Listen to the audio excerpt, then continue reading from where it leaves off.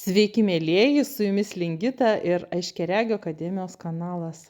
Šiandien svečiuojamės pas unikalų svečią, eruditą, mokslininką, dvasinių praktikų žinovą namuose ir kalbiname tarp galaktiniais, tarp planetiniais klausimais.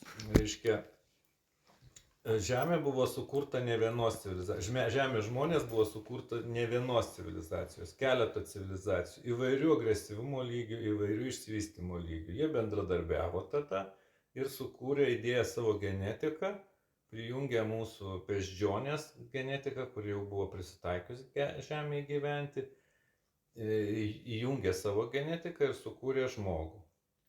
Ir tas žmogus gavosi pakankamai agresyvus, nes daug agresyvių genų pakliuvo. Ir vienas iš jų buvo būtent reptiloidų genas. Reptiloidų aukšta labai civilizacija, labai techniškai išsivyščiusi ir dvasiškai labai aukštai išsivyščiusi, bet jinai pakankamai agresyviai kitų civilizacijų atžvilgių. Tai aš atsiprašau, čia tos technologijos, tai iš jų yra atėję dabar, va, taip staigiai tas proveržis šitų kompiuterių pas mus, ne? Ne jų. O kieno? Nu, čia atskira tema apie tai, bet dar čia irgi taip. Tai, vat, ir kai buvo sukurtas žmogus, jie stebėjo visi labai ilgą laikotarpį, kas čia darosi. Ir pamatė, kad žmogus labai greitai vysto, nu, tada ten tos technologijos menkos buvo, bet jie matė procesą, labai greitai vystosi. Ir jie suskaičiavo ir numatė, kad greitai žmogus gali tapti, nu, greitai, po kažkiek milijonų metų gali tapti toks agresyvus, kad bus blogai ir jiems. Ta prasme. Ir jie nusprendė, kad reikia šitą eksperimentą uždaryti ir sunaikinti Žemę. Ne tik Žemę, nes dar buvo ir Marse sukurta, ir dar vienoje planetoje, užmiršau, gal Fajetonas, tai vadinasi, irgi sukurtos civilizacijos. Ir jie tiesiog niekam nesakė, atskrido su savo koviniais laivais ir pradėjo naikinti viską. Jie sunaikino pilnai Fajetoną, dabar iš jo atsirado asteroidų juosta, Marsą nustūmė nuo orbitos ir ten žuvo visa gyvybė iš karto. Žemėje prasidėjo labai stiprios kovos, nes tada atskubėjo ir šviesos jėgos su savo, nu, Aštaras ten ir visi kiti, atskubėjo su savo įgulom ir pradėjo su jais kovoti. Bet jau jie buvo Žemės orbitoje ir aplink Žemę viskas vyko. Žemė dėl to patyrė labai daug pasikeitimų, ašis buvo pasukta, dar kažkas pasikeitė kapitališkai klimatas Žemės. Ir, kaip sakant, jie buvo išvaryti, jie laimėjo šviesos jėgos šitą kovą, bet Žemėje tam tapo sąlygos labai sunkios gyvenimui ir prasidėjo tas vadinamasis ledynmetis. Nes pasikeitė klimatas, nu kaip šneka, kad po atominio karo būtų atominė žiema, tai kažkas panašaus buvo tada. Ir žmonės būtų neišgyvenę. Ir yra tokia versija, kad tada būtent buvo surinkta visa gyvybė iš atskirų individų, kas Nojaus istorijoje prašoma, ir išvežta į kitą planetą porai šimtų metų pragyventi, o čia jie dirbo su klimato atstatymo technologijom labai stipriom, kad padarytų vėl klimatą, kuriam gali gyventi žmonės ir gyvūnai. Ir grąžino paskui visus. Nu, tai čia galbūt tai galima tą Nojaus istoriją. Ta Nojaus laivas. Taip. Bet čia nebūtinai, čia man biški šitą vietą tokia atrodo pritempta, bet galėjo tai būti. Bet kodėlgi ne? Bet šitą ledynmetis tai tikrai labai sutampa pagal laiką, ką Vedos rašo pagal viską. Ir tada atsitiko vienas dalykas. Prieš tai žmonės buvo vegetarai 100%, augo augalai, viskas buvo suderinta taip, kad Žemėje jiem užtektų augalinio maisto. Po šito kataklizmo, po ledynmečio, išnyko tos rūšys augalų, kurie teikia baltymus ir kitas reikalingas medžiagas. Jų nebeįmanoma čia buvo netgi auginti. Ir dėl to, kad išgyventų žmonija, buvo vėl pakeista genetika ir įdiegti genai, kad žmogus galėtų virškinti gyvūnų maistą. Kitaip būtų neišgyvenęs. Nu, tokia yra istorija. O neišgyvenęs, kodėl, kad buvo šalta? Nebeaugo augalų, kurie patenkintų visus pilnus organizmo poreikius. Vat koks nors, durianas, ar ne? Va šitas, jisai turi, pasirodo, labai daug baltymų. gali būti, kad jie buvo tada panašus kažkokie augo ir tiesiog žmogus nusiskina vaisių, ten viską gauna, kam jam dar gaudyti kažkokius žvėrės. Tai tiesiog buvo rojus toks. O indai ką padarė, jie, kadangi visa ta istorija pas indus Veduose aprašyta nuo labai labai senų laikų, būtent ir tas karas aprašyta, jie paėmė postulatą nuo pat pradžios, kai žmonės buvo sukurti vegetarais ir įtraukė į savo šventus raštus ir dėl to Indijoje labai populiaru tas vegetarizmas. Bet jie užmiršo, kad pasikeitė viskas po to labai stipriai po ledynmečio. Ir pačio Indijoje pasikeitė klimatas visam pasauliu. Ir kad žmogui sunkoka dabar išgyventi. Ne visiems, kai kuriem gal geriau. Priklausoma vėl, Indijoje gal lengviau išgyventi vegetaram, nes ten yra savo sistema. O šiaurės kraštuose labai sunku. O čiukčiai kokie nors iš vis negali, nes ten nieks neauga. Himalajuose irgi nieks neauga praktiškai. Taip kad visur įvairovė. O kaip čia atsitiko su ta Hiperborėja arba Atlantida? Tai čia irgi Tvano pasiekmės, kad buvo užpilta? Ar čia kaip pasisuko šis? Čia dar anksčiau. Čia dar anksčiau. Ne? Žymiai anksčiau. Tai čia irgi žvaigždžių karai, irgi civilizacija. O kieno čia? Čia šitą istoriją irgi sunkiai aiškinama, bet tiesiog Hiperborėja tai buvo, Hiperborėja būtent galėjo būti su tuo surišta karu, nes Hiperborėja buvo šiaurės kraštai, kurie buvo labai šilti, kur dabar yra, pavyzdžiui, už poliarinio rato. Ir ten rasta yra palmės, akmenyse suakmenėjusius palmių lapai, reiškia augo tropiniai augalai tenai. O paskui galėjo būti po to ledynmečio, ten taip ir pasiliko, viskas sušalo, žuvo, viskas ir taip toliau. Tai apie Hiperborėją.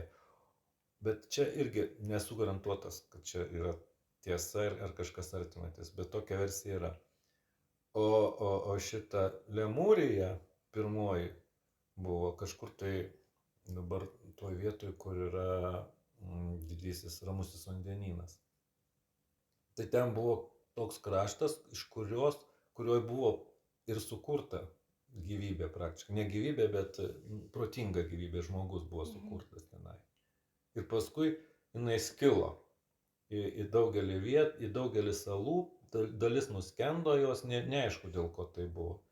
Ir atsirado tokios tautos iš tenai migravo kaip indai, rytiečių tautos, kiniečiai, japonai, visos šitos tautos atsirado. Aišku, tailandiečiai, ten visas šitas regionas.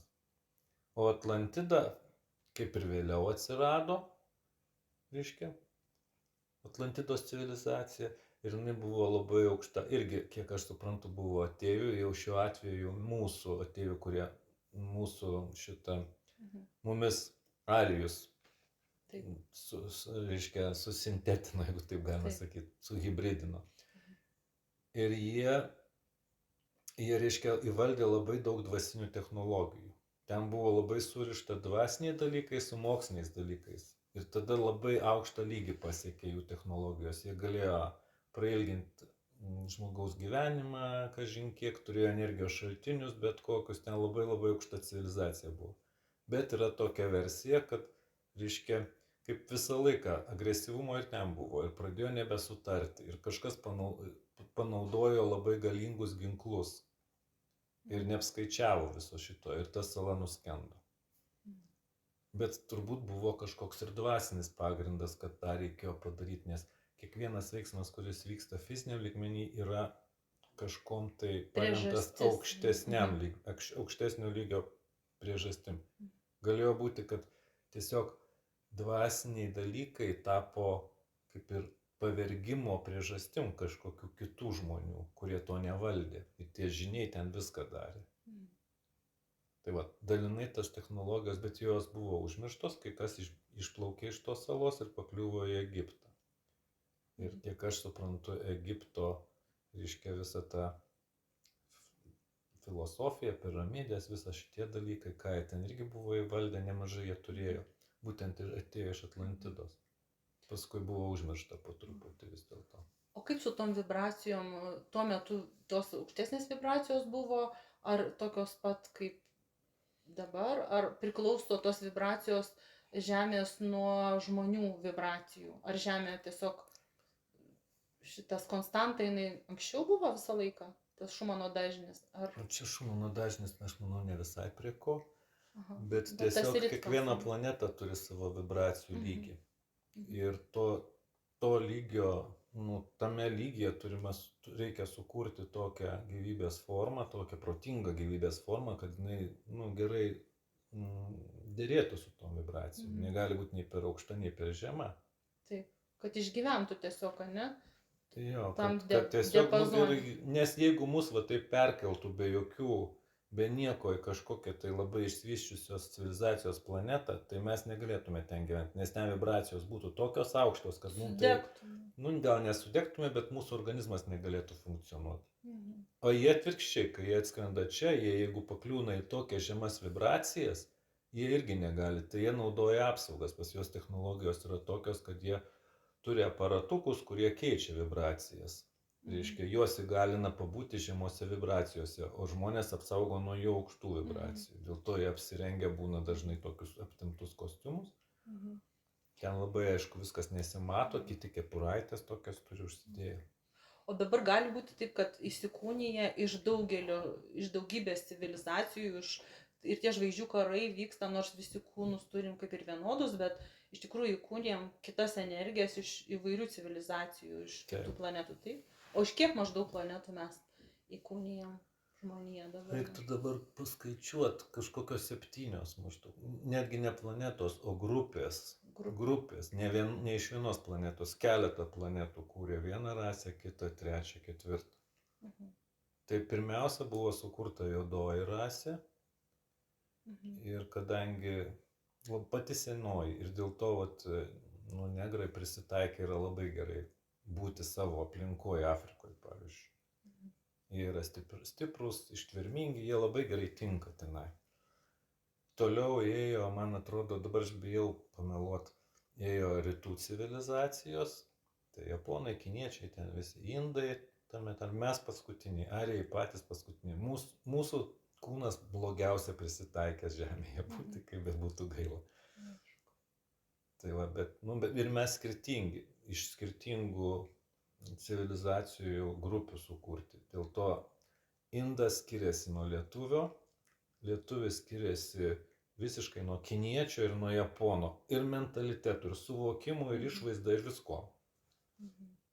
Ir negrai, aišku, visai yra kita tauta ir visai skiriasi. Tai nieko blogo, kad skiriasi, reikia visiems draugiškai gyventi, bet reikia suprasti, kad mes nesam vienodi. Aišku. Mhm. Bet aišku, beždžionė ta pati yra, iš kurios mūsų visus darė. Mhm. Sukryžmina mus, ar ne? Taip, paėmė tą genetiką labiausiai išsivysčiusio gyvūno, nes yra tokia teorija, kad protinga gyvybė visą laiką vystosi link humanoidinės, išskyrus kai kurias kitas civilizacijas, reptiloidus ten ir kitus, bet didžioji dalis visatos protingos gyvybės pasidaro humanoidinės formos. Mhm. Ir beždžionė etapas buvo po kažkiek milijonų metų natūraliai taptų humanoidu. Mhm. Mhm. O kaip jūs žiūrite tą dabar teoriją, kad Žemė plokščia? Čia nėra kažkiek. Neaišku. Aišku. Reikėtų žmonėm kaip nors bent vidurinės klasės programą perskaityti. Viskas aišku. O dabar Antarktidoje tenais randa liktai tokius gigantų žmonės lede, ten 3 metrų. Kokią nuomonę jūsų apie šitos? Galėjo būti ateiviai. Ateiviai, ar ne, jeigu 3 metrai įšalę. Per tą karą daug žuvo labai įvairių rasių. Mhm. Nes yra, kiek teko tų, reiškia, skaityti susitikimų, tai taip, 3 metrų žmonės labai dažnai būna. Mhm. Iš vis daugiausia yra labai aukšti, tie, kurie kažkodėl išsivystė, tai pavyzdžiui, mums artimiausia labai panašus į mus, bet jų ūgis yra ne mažiau 1,80 m. Mhm. Ten moterų 1,75 m, vyrų ten 2 metrai, krepšininkai maždaug taip atrodytų. Va taip labai gražus, harmoningi, labai gerai sudėti, visiškai jaunai atrodantis.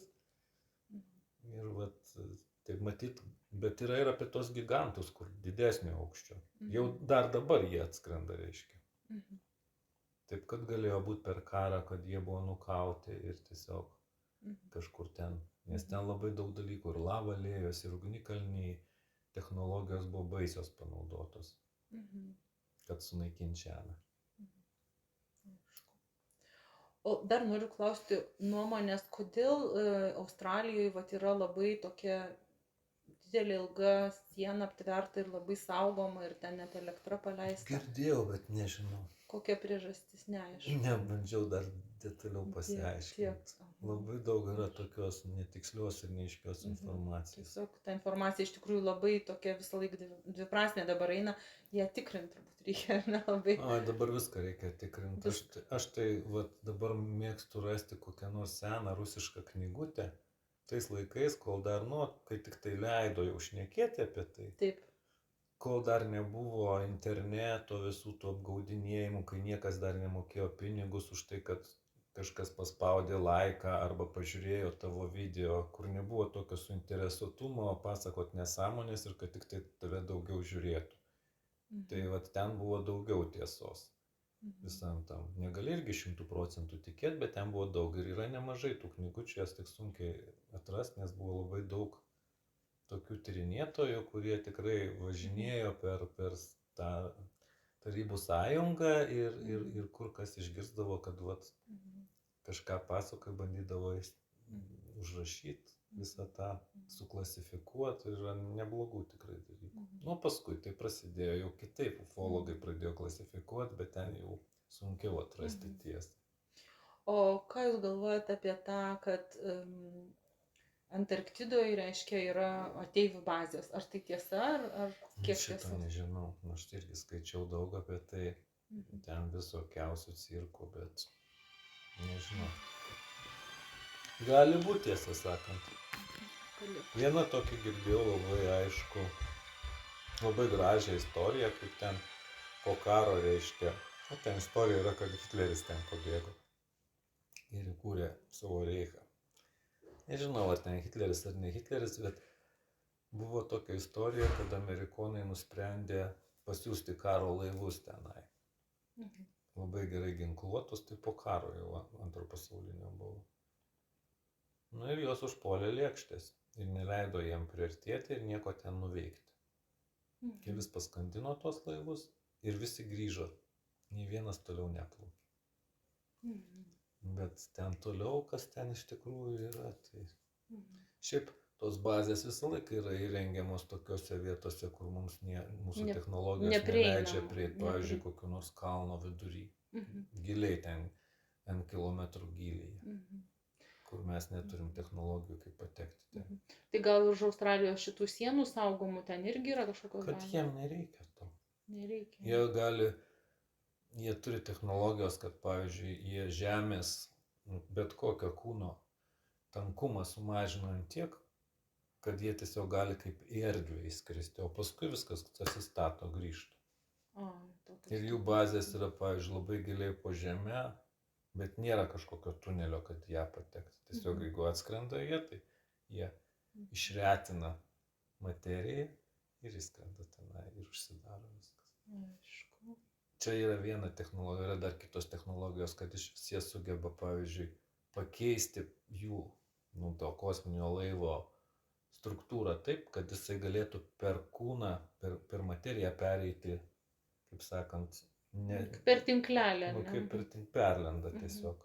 Mhm. Arba iš vis tapti net nematomu šiuose vibracijose. Mhm. Žodžiu, kaip visai tankį pakeisti tankį ir tada eini kaip kiaurai sieną. Taip, kažkas tokio. Mhm. Mhm. Ten labai aukštos technologijos jų yra. Bet kas įdomiausia man, kad visi, netgi blogiečiai, jie valdo labai aukštas dvasinės technologijas. Netgi reptiloidai valdo labai aukštas dvasinės technologijas. Netgi drakai, apie kuriuos mažai informacijos ir nėra jinai patikima, jie valdo aukštas technologijas. Mhm. O kur jų bazės yra? Ar jie tiesiog po žemė gyvena, ar jie paraleliai jiem gyvena, kad nesimato? Yra realiai žemėje bazių. Yra bazės, ne, reptiloidų? Reptiloidų, nežinau, čia vėlgi informacija buvo iš kelių šaltinių biškai prieštaringa.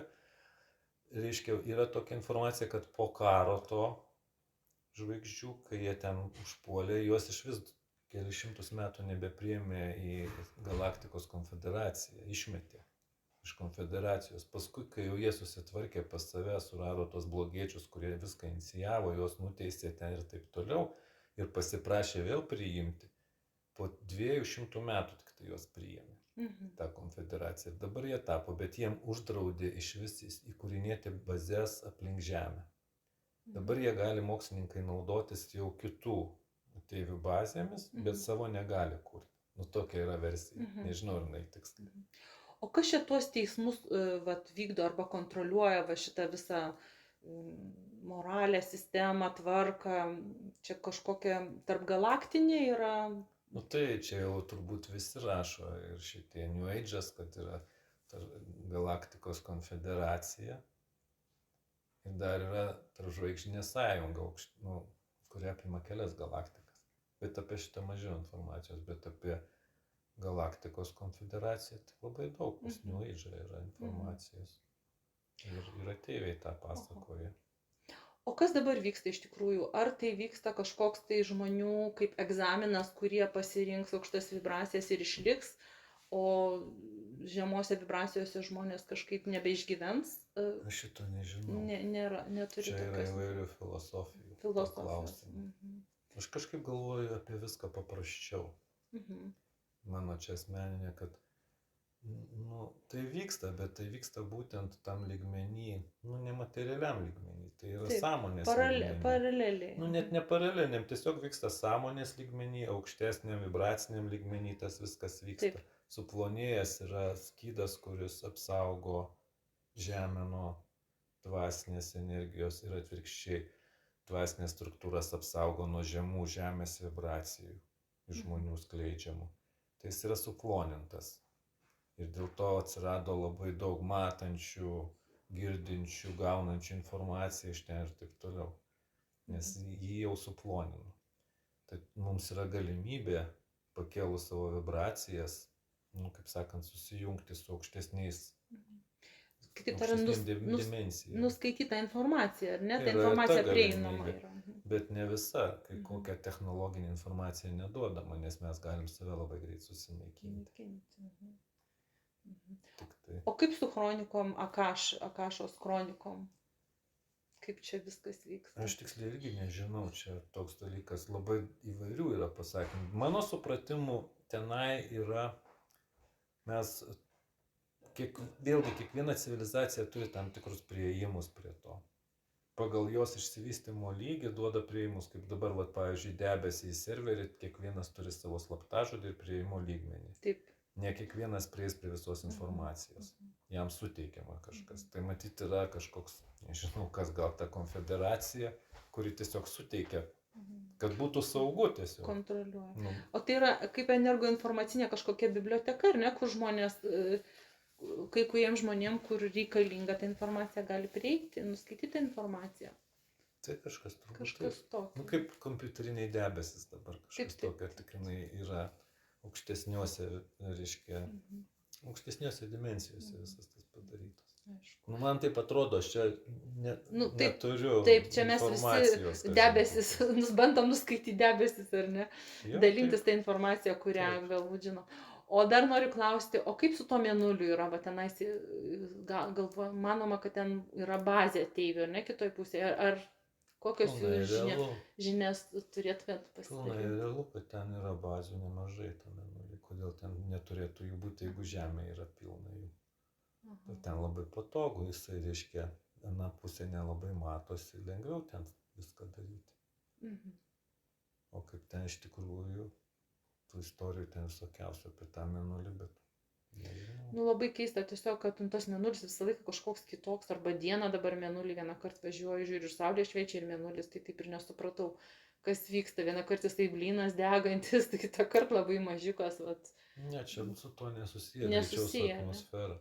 Pavyzdžiui, Tenerifėje mėnulį labai dažnai matai dieną, nes ten yra labai skaidri atmosfera. Ir ten tiek skaidri, kad kaip pas mus irgi skaidrus oras, tai mes irgi galime matyti. Tam tikrų kampų atsistoja saulė ir matom. Aišku. Bet jau čia nuo to nepriklauso, kad čia yra pilna tų ateivių bazių ir jų čia pilna yra, tai čia faktas. Tik tai jie visiškai nenori mums rodytis, jie neturi tokio tikslo, jie tiesiog tyria mus. O Nenori koks tada tikslas, minėjot, kad tyria, o koks dar čia būtų tikslas tada? jų. Taip. Nu, jeigu padarai eksperimentą kažkokį, tai norisi pažiūrėti, kas iš to gausis. Ir jie žiūri, stebi mus. Tai čia tyriamasis daugiau? Taip, grinai tyriamasis darbas. O tai kaip žmonės, pavyzdžiui, per regresinės hipnozės prisimena, kad jie kažkokio laboratorijoje atsidūrė, tai kas Tai ten? čia su pilkiais surišta. Čia pilkė, ar ne? Nu, aš taip manau. Aha. O kas daugiausiai pilkiai daro eksperimentus su žmonėm? Nu, kiek suprantu, dabar jau jam uždraudė daryti. Bet buvo periodas, kai jam leido susitarti su kažkuria vyriausybė, kad padarytų sutartį ir galėtų paimti žmonių genetiką. Jiem reikia žmonių genetikos, jie nėra piktybiniai mūsų atžvilgiu. Bet jiem reikia žmonių genetikos ir jie darė tokius mūsų suvokimų nežmoniškus veiksmus, kaip įsodindavo ten, vaisindavo moterį, kai 3 mėnesių kūdikį išimdavo iš jos, ten savo sukryžmindavo, reiškia, savo genetiką, įsodindavo, išimdavo, ištrindavo atmintį, tokių dalykų matomai buvo nemažai daryta, bet tai, kiek aš suprantu, buvo suderinta su Amerikos vyriausybė. Tai vyko Amerikoje. Daugiausiai. Gal kartais, ne viską galėjo sukontroliuoti, jeigu leido, tai ten jie blaškėsi po žemę, galėjo kitur kažką tai pasimti. Aišku. Bet paskui jie, kadangi nesuprato, kad žmonėms jie duoda labai daug kančių, ne fizinių, bet psichinių. Nes pas juos yra situacija, kad jie nebeturi emocijų visiškai. Jie nori atgaivinti savo genetiką, nes žino, kad toliau jie išmirsta civilizacija. Jie negali vystytis, jeigu žmogus nebeturi emocijų. Neturi jausmų. Jo, nei jausmų, nei emocijų, nieko. Jie tokie technologiniai grinai. Šitie pilkiai. Ir jie negali, pavyzdžiui, daugintis lytiniu būdu. Jie klonuoja vienas kitą. Ai, tai jie už tai daro eksperimentus su moterų, reiškia, šitais. Jiem reikia, dabar jie pamatė, kad jų civilizacija, kaip sakant, žus. Ir dėl to jie nori prijungti naujus genus kažkaip tai, kad atgaivinti normalų, reiškia, humanoidą, kuris turėtų ir emocijas, ir jausmus, ir visą kitą, tos pagrindinius jausmus, kurį visi turi. Ir jiem nėra kito kelio, jie turi paimti kažkieno gyvą genetiką.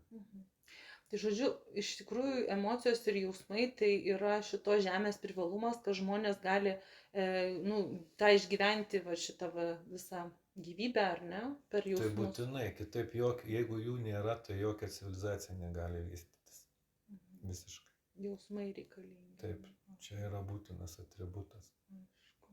Viskas sukurta taip, kad be jų neišeina, bet jie nuėjo technologiją ir dėl to jie po truputį atmetė. Beje, mes dabar esame ant tų pačių bėgių ir mumis įspėjo jau seniai, kad jeigu mes taip toliau tęsim, tai mums gresia pilkių likimas. Kad reiškia... Negreit gal ten po daug tūkstančių metų, bet nes vis daugiau technologijos. Ir kaip mes tampam abejingi vienas kitiem, ar kaip? Tai žinoma, tas ir vyksta. Aišku. Ir abejingi, ir dabar šneka, kad jau žmogaus sąmonė į kompiuterį perkelsis, tokias nesąmonės, nors tai nerealu, bet vis tiek yra pokrypis į tai, kad mes turim kažkodėl tapti tokie mechaniniai vos ne. Tai čia mus bando gal kažkaip performuoti pagal kažkokią civilizaciją, kas čia? Toks taip suinteresuotas. Tokius kaip robotus paversti. Čia tiesiog yra, aš nemanau, kad kas nors čia mumis bando kažką, kaip tik mes esam draustinis. Niekas čia nesikiša, mes čia turim patys savo problemas spręsti. Jie stebi, kas vyksta. Nebent jeigu pas mus atsitiks kas nors, kad jau matys, kad mes galim išnykti, tada jie įsikiš ir, nes jiem tiek daug metų jie čia viską darė ir dabar, kad susinaikintume, jų nėra toks tikslas visiškai. Tai, žodžiu, mes vis tiek esam kažkaip kontroliuojami, ar ne? Stebimi, ką mes veikiam. Labai nedaug, aš manau, dabar mes kontroliuojame, daugiau stebimi. Stebimi. Bet jeigu atsitiktų atominis karas, ir tokio dydžio, kad jie jau pamatytų, paskaičiuotų, kad Žemėje grėsia iš vis žūtis, tai jie įsikištų. Ir jau jie buvo įsikišę. Vieną kartą tai tikrai. Sugadino paleidimo įrenginius raketų. Sugadino, kur čia raketas leisdavo. Ne, tiesiog per Karibų konfliktą, kuris buvo arčiausiai priartėta prie atominio karo, kai rusai nuvežė savo branduolinės galvutės į Kubą. Ir yra tokia istorija, nežinau, beveik man panašu į tiesą, kad jau buvo nuspręsta paleisti raketas ir paspaudė mygtuką ir nieko neįvyko. Aišku. Ir tada visi labai išsigando. O prieš tai matė skraidančias lėkštes virš tų bazių. Ir suprato, kad nieko čia nebus, kad jie pilnai gali mus kontroliuoti. Tai man patinka šitoks variantas. Aišku. Daugiau entuziazmo, nes čia iki išprotėjimo eina visi. Dabar irgi kas darosi. Bet jeigu bus nedidelis taktinis sprogimas, tai jie nesikiš. Pavyzdžiui, sugalvos patranką įdėti dabar kaip yra sviediniai branduoliniai, kad į patranką įdeda, iššauna ir ten sprogsta. Ten žūsta labai daug žmonių, visa kita, bet tai nesudaro grėsmės visai civilizacijai. Užkrečia ten baisės teritorijas.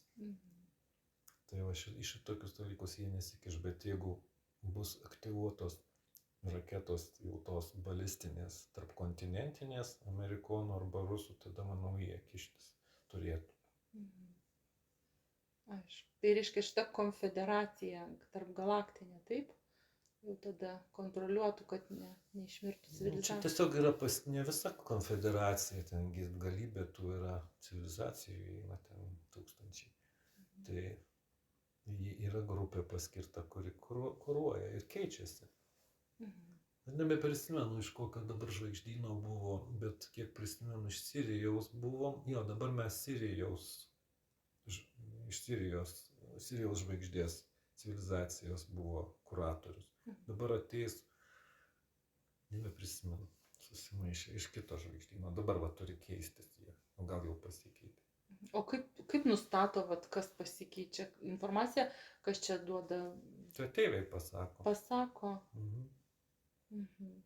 O žmonės yra, kurie nuskaito tą informaciją? Tiesiog gyva kalba būna daug kas pasakoma. Yra ir šitaip, per astralą, nes tie, kurie kontaktuotojai tampa, tai jie paskui labai lengvai susiriša. Yra, kurie užčiupuoti, tada jie labai lengvai susiriša. Nebūtinai per prievartą savo norų tiesiog. Žodžiu, žmonės atėjo su tam tikra misija, ar ne, ir jie žino. Jo, dažniausiai tai taip ir būna, kad jie praktiškai buvo toj planetoje, įsikūnijo į Žemę ir tada jiem, kai jie paima į laivą, primena jiem kas jie buvo, ko jie čia atėjo, ką siela pasižadėjo padaryti ir tada jie puikiai supranta, nieko nesipriešina ten, kad jiem įdeda tą čipą ir tada mato per jį viską, ką jis jaučia, viską, žino, tiesiog akim žiūri į viską. Ir jie tada bet kuriuo momentu, kada tik nori, gali susirišti su jais. Ir jiem pateikia tam tikrą informaciją. Bet aišku, jie turi tylėti, nes jos labai greitai durnių namus patalpins. Taip, čia pas mus iš tikrųjų tai visi tokie kalbėtojai, tai greičiausiai išsigąsta, jeigu neprisimena, kas jie yra, tai iš karto. Ne, tai čia su pilkiais buvo tos istorijos baisios, kai reiškia, paima moterį, kuri iš tikrųjų įsikūnijusi buvo tam, kad tą vaiką pagimdytų ir jiem atiduotų. Nepagimdytų, tiesiog išimtų gemalą ir atiduotų. Ir jinai sutiko, jinai viską žinojo. Bet kai ją grąžina vėl realybė, ją ištrina visą šitą ir jinai vėl grįžta. Jinai nieko neprisimena, žiūri, kad jau jinai nešia, pilvas auga, nueina pastikrina, kūdikis yra. Kitą naktį po kažkiek laiko nebėra kūdikio. Jie viską ištrynė. Tai paskui per meditacijos seansus, per hipnozę jinai prisimena tas visas istorijas. Ir turi, nes pradeda po tam tikro laiko tas ištrynimas pradeda blėsti. Ir vis tiek grįžta prisiminimai ir tai yra baisi trauma. Taip. Ir dėl to jos ir sustabdė, nes kažkaip matyt pražiūrėjo tą dalyką. Tai būna, kad vat, kažką tai, kažkokius implantus įsiuva ir žmonės tiesiog arba iš skausmo prabunda kažkaip ir pamato ir paskui Buvo ir to, Ne- ten ne- aš skaičiau, kad neužmigdo. buvo tokių atvejų, kad jie nesuprato mūsų skausmo ten ribų. Tiesiog. Ir kai kam buvo skausminis labai didelis faktorius, bet paskui jie suprato, pradėjo kažką tai ten naudot. Ten visokių cirkų buvo iš tikrųjų. Kokiu mastu iš tikrųjų jie vat, leido, kas jiems iš vis leido va, tos organus išimti, nes per regresinę Irgi hipnozę nu, labai daug Ne žmonių. organus išiminėdavo vaisių 3 maždaug mėnesių iš moterų ir išiminėdavo tik tai atskiras vietas genetikos. Nu tai ten kokią skylutę nedidelę padaro. Nu taip kaip dabar biopsija daro. Aišku. Tik tai tiek. Aišku. O mikroschemos čia dažnas atvejis? Ten Galvoju. ne mikroschemos. Mikroschemos čia mūsų kvailas supratimas apie tos implantus, kuriuos jie gali įdėti. Mhm. Ten yra biologiniai implantai. Niekas jų nei jokių rentgenų nenustatys, nei nieko. Jie yra tiesiog ląstelės dirbtinai sukurtos, kurios vat, būtent perduoda informaciją visiškai mums nežinomais būdais. Jos kaip gyvos ląstelės yra, jas nereikia nei baterijų, nei nieko. Jos tiesiog yra gyva ląstelė, bet į ją įdėta programa, kad jinai susiriša su kažkuom ten. Kaip Wi-Fi'us, ar ne? Nu, sakykim taip, nors technologija visiškai nieko bendro su to neturi. Taip. Susiriša ir tiesiog perdavinėja tą reikalingą informaciją. Ir nei joks rentgenas, nei joks magnetinis rezonansas nenustatys to. Mes per regresinę hipnozę iš tikrųjų trinam kažkokias programas ir mes trinam būtent organų lygmenį, atomų, subatomų ir ląstelių. Nu, ten aišku daug tų. Bet čia mes kalbam apie materialius dalykus. O jūs trinat subtilius dalykus, kurie gali irgi būti. Nu, mes va tą perėjimą iš to eterinio kūno į materinį tą. Nu, neištrinsi, jeigu ir bus čipas ar ne čipas, ar biologinis implantas, jo Neištrinsi, ne? Jo neištrinsi taip pat, kaip negali ištrinti, daleiskim, mobilaus telefono, kuris guli ant stalo. Niekaip. Nu, gal ir yra vienas kitas jogas, kuris sugeba padaryti trumpam laikui jį išskaidyti atomus, bet čia jau yra ypatingas atvejis. O pavyzdžiui, kas yra laisva valia? Jeigu žmogus, pavyzdžiui, pareiškia laisvą valią, juk labai, nu, visata reaguoja į žmogaus laisvą valią, jeigu prieš laisvą valią kažkas padaryta. Nu, Gali? žiūrėkit, paprastas dalykas, dabar vyksta karas tarp Ukrainos ir Rusijos. Nu ir ką, gali ukrainiečiai reikšti savo laisvą valią, bet kas iš to, niekas neklauso jos. Kaip dangui, taip ir ant žemės ir atvirkščiai. Nieko ten stebuklingo nėra. Jeigu kas nors nori blogą padaryti dalyką, tai jam mūsų ta laisva valia yra, kaip sakant, neįdomi. Jo žodžių laisvė gali pažeisti mūsų laisvę. Taip, jisai tiesiog kitaip supranta savo laisvę. Nu, pavyzdžiui, Pilkis, jisai skaito, mesgi darom kilnų darbą, mūsų milijardinė civilizacija žūsta. Nu ir ką mes čia paimam iš tos moters? Nieko. Dar išgydom kartais nuo kokios ligos tuo pačiu. O žmogui tai yra baisi moralinė trauma, kai jis prisimena visą tą istoriją, nes visiškai kitas suvokimas. Gali būti dar dėl to, kad tas buvo nesupratimas, kadangi vis dėlto mūsų mąstymo lygis ir jų skiriasi kaip dangus ir žemė. Jie neskaito fizinį kūną pirminiu. Jie dvasią ir sielą skaito pirminiu. Ir jie žino, kad čia yra tik eilinis pakeitimas. Jie plus moka technologijas, turi jau ne Pilkiai, bet kiti, kurie gali bet kada atsinaujinti savo kūną arba pakeisti naują. Nu, kaip Avatarė, pavyzdžiui, filme gražiai rodė tą dalyką. Tai yra technologijos pas juos. Ir jiems tas kūnas nieko nereiškia. Šiandien jo nėra, rytoj vėl jis tai yra. Dėl to jie labai ramiai tai žiūri, kad kažkas nutiks su fiziniu kūnu. O mes, kadangi neturim technologijų, sąmonė žemo lygio ir mes turim čia žemėje tik tai savo fizinį kūną, tai dėl to mums tai yra svarbu ir mes visiškai kitą psichologiją turim. O jie gali nesuprasti to. Bet dabar suprato jau, nes uždraudė tą daryti. Aišku, tai labai jums dėkoju už pokalbį. Čia viskas gali būti ir ne taip, bet man visos tos istorijos labai sudeda viską, ką aš žinau, visus faktus, kurie ateina į savo vietą sustato. Ir atsiranda tam tikra logika viso šito, kodėl čia taip vyksta ir kas čia iš vis vyksta.